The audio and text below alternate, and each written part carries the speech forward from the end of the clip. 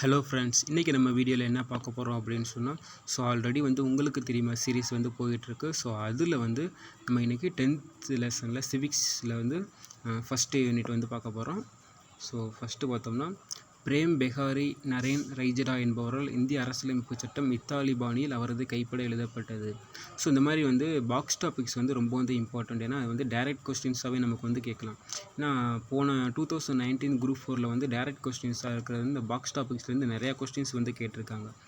அதுக்காக தான் இந்த பாக்ஸ் டாபிக்ஸ் நம்ம மெயினாக இப்போதைக்கு பார்க்குறது. அடுத்து 1789ஆம் ஆண்டு பிரெஞ்சு புரட்சியின் போது சுதந்திரம், சமத்துவம், சகோதரத்துவம் ஆகியன முக்கிய முழக்கங்கள் ஆயின. இந்திய அரசியலமைப்பின் முகவுரையில் இவற்றிற்கு முக்கியத்துவம் தரப்பட்டுள்ளது. ஃப்ரீஆம்பிளில் இதுக்கு முக்கியத்துவம் கொடுத்துருக்காங்க. அந்த 3 வேர்டிங்ஸ் சுதந்திரம், சமத்துவம், சகோதரத்துவம் ஆகியன முக்கியம்.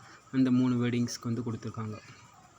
அதுக்கடுத்து 1978ஆம் ஆண்டு 44வது அரசியலமைப்பு சட்ட திருத்தத்தின்படி அடிப்படை உரிமைகள் பட்டியலிலிருந்து சொத்துரிமை நீக்கப்பட்டது. இந்திய அரசியலமைப்பு சட்ட பகுதி 12 பிரிவு 300A கீழ் ஒரு சட்ட உரிமையாகவே வைக்கப்பட்டுள்ளது. ஃபண்டமெண்டல் ரைட்ஸ் இருக்குது பார்த்தீங்களா. அதில் சொத்துரிமை மொதல் இருந்துச்சு. அதை நீக்கிட்டாங்க. அது எந்த அமெண்ட்மெண்ட் மூலயமா நீக்கியிருக்காங்க அப்படின்ட்டு அதான் போட்டிருக்காங்க. 1978ஆம் ஆண்டு 44வது அமெண்ட்மெண்ட் அது. ஓகேவா. அதுக்கடுத்து அதை எந்த ஆர்டிகல்ஸில் சேர்த்துருக்காங்க அப்படின்னு சொல்லி பார்த்தோம்னா 300A அந்த ஆர்டிக்கலில் சேர்த்துருக்காங்க. பிரிவு பார்த்தோம்னா 12. ஓகேவா. அடுத்து பெரும் முதலாளிகளிடமிருந்து வந்த எதிர்ப்பு காரணமாக கிபி 1215 இங்கிலாந்து மன்னர் 1ஆம் ஜான் என்பவரால் வெளியிடப்பட்ட உரிமைகள் பட்டயமே மகாசாசனம் எனப்படும். இதுவே குடிமக்களின் அடிப்படை உரிமைகளுடன் தொடர்புடைய முதல் எழுதப்பட்ட ஆவணமாகும். ஓகேவா. அடுத்து 2002ஆம் ஆண்டு மேற்கொள்ளப்பட்ட 86வது அரசியலமைப்பு சட்ட திருத்தத்தின்படி இந்திய அரசியலமைப்பின் பிரிவு 45 திருத்தப்பட்டு பிரிவு 21A கீழ் தொடக்க கல்வி அடிப்படை உரிமையாக சேர்க்கப்பட்டுள்ளது.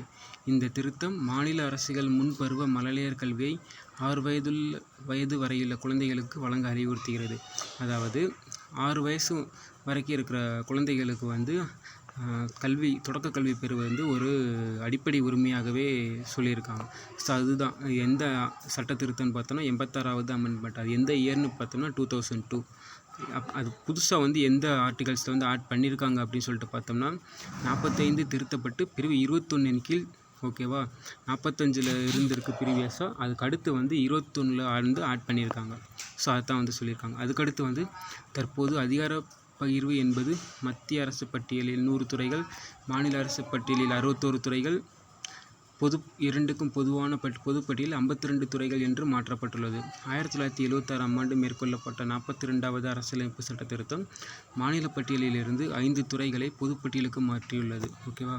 அது என்னென்னு பார்த்தோம்னா கல்வி, காடுகள், எடைகள் மற்றும் அளவுகள், பறவைகள் மற்றும் வனவிலங்கு பாதுகாப்பு மற்றும் உச்சநீதிமன்றம், உயர் நீதிமன்ற அமைப்புகளை தவிர பிற நீதிமன்றங்களின் நீதி நிர்வாகமாகும். அதாவது ப்ரீவியஸாக பார்த்தோம்னா மத்திய பட்டியல், மாநில பட்டியல், பொதுப்பட்டியல் அப்படின்னு சொல்லிட்டு இருக்குது பார்த்தீங்களா. அதில் மாநில பட்டியலிலிருந்து 5 துறைகளை பொதுப்பட்டியலுக்கு சேஞ்ச் பண்ணியிருக்காங்க. அது என்னென்ன அப்படின்னு சொல்லிட்டு போட்டிருக்காங்க. இது எந்த அமெண்ட்மெண்ட் மூலியமாக அப்படின்னு சொல்லிட்டு பார்த்தோம்னா 42வது அமெண்ட்மெண்ட். அது எந்த இயர்னு பார்த்தோம்னா 1972ஆம் ஆண்டு. ஓகேவா. அடுத்து 1969இல் மத்திய மாநில அரசுகளின் உறவுகள் குறித்து முழுவதும் ஆராய தமிழக அரசு டாக்டர் PV ராஜமன்னர் தலைமையின் கீழ் 3 குழு ஒன்றை நியமித்தது. அதாவது சென்ட்ரலுக்கும் ஸ்டேட்டுக்கும் இருக்கிற ரிலேஷன்ஷிப் பற்றி ஆராயறதுக்காக ராஜ்மன்னர் தலைமையின் கீழே ஒரு குழு அமைச்சிருக்காங்க. அதுதான் அது. 2004ஆம் ஆண்டு இந்திய அரசு செம்மொழிகள் எனும் புதிய வகைப்பாட்டினை ஏற்படுத்த தீர்மானித்தது. அதன்படி 6 மொழிகள் செம்மொழி தகுதியை பெற்றுள்ளன. ஓகேவா. 2004ல் தமிழை செம்மொழியாக அறிவிச்சிருக்காங்க. அதே மாதிரி சமஸ்கிருதம், தெலுங்கு, கன்னடம், மலையாளம், ஒடியா இதை செம்மொழியாக அறிவிச்சிருக்காங்க. அது என்னென்ன இயர்னு பார்த்துக்கோங்க. அதுக்கடுத்து அரசியலமைப்பின் 42வது சட்ட திருத்தம் சிறிய அரசியலமைப்பு என அறியப்படுகிறது. ஓகேவா. 42nd அமெண்ட்மெண்ட் இருக்குது பார்த்தீங்களா. அதை ஒரு மினி கான்ஸ்டியூஷனே சொல்லுவாங்க. அதை ஃபுல் டீட்டெயிலாக இன்னொரு வீடியோ நம்ம ஆல்ரெடி போஸ்ட் பண்ணியிருக்கோம். அந்த வீடியோ பார்த்துக்கோங்க. உங்களுக்கு கிளியராக புரியும். அதோட லிங்க் டிஸ்கிரிப்ஷன்ஸில் கொடுத்துருக்கேன். Okay friends, thank you. உங்களுக்கு இந்த PDF வேணும் அப்படின்னு சொன்னால் நம்மளோட டெலகிராம் சேனலில் கொடுத்துருக்கோம். வேணுன்றவங்க அதில் ஜாயின் பண்ணி அதில் டவுன்லோட் பண்ணிக்கோங்க. தேங்க்யூ.